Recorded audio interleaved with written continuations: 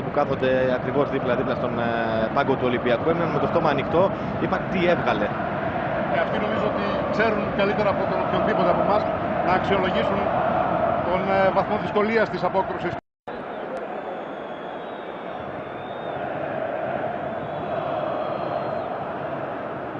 Αρκετός εκνευρισμός. Θα δούμε σε επανάληψη πως απέφυγε τα μαρκαρίσματα. Στην συνέχεια αντέδρασε ο Κοντοές, αντέδρασε και ο Χολέβας. Γιάχος ήταν Και στα άκρα του Ολυμπιακού μια τακτική πρόνοια να παίξει ο Αμπντούν δεξιά, ενώ συνήθως παίζει ο Φουστέρ, και να πάει αριστερά ο Φουστέρ, ο οποίος συνήθως δραστηριοποιείται δεξιά. Τσίμο Ναβάρο, Περώνε το 1-2. Τσίμο Ναβάρο, Κάρολ Ράγιο, 1-0 στο 13. Άνοιξαν την άμυνα του Ολυμπιακού με ποδόσφαιρο. Με ωραίο ποδόσφαιρο, με συγκεκριμένο ποδόσφαιρο, με πάσες στο σωστό χρόνο, με σωστή δύναμη, ακριβίας, που διάνοιξαν ένα δρόμο προς τη δόξα.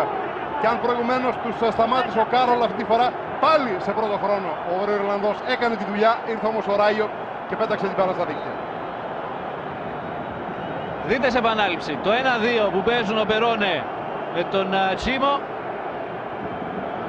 Ακολούθησε ο Ράγιος.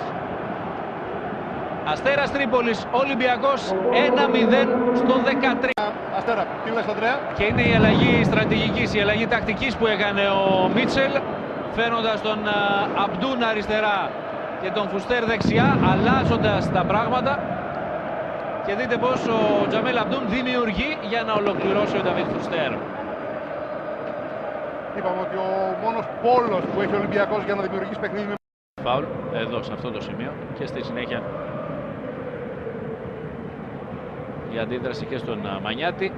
Ναι, πέναλτι και από πολύ βάζει καθαρό. το χέρι, βάζει το χέρι. Βάζει το χέρι ο Γιάννης Μανιάτης.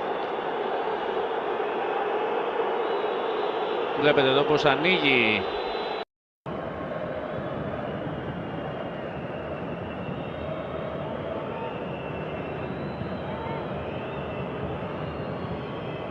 Πίνω προς τα έξω για να μην σηκωθεί ο Σανκαρέ. 2-1.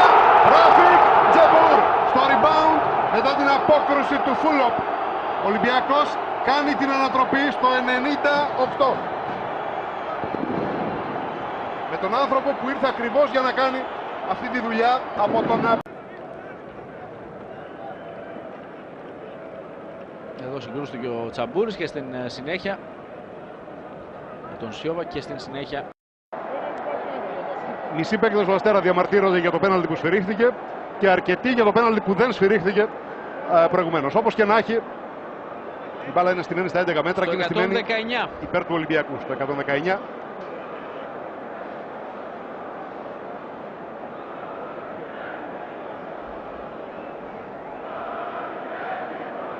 Και πάει ο Αμπντούν για τη δόξα του σκόρερ. Ο κόσμος, όπως μας λέει και ο Δημήτρης Φιλιόπουλος, το ακούμε και εμείς, φωνάζει το όνομα του Ιμπαγάσα. Εκτελεί ο Αμπντούν 3-1.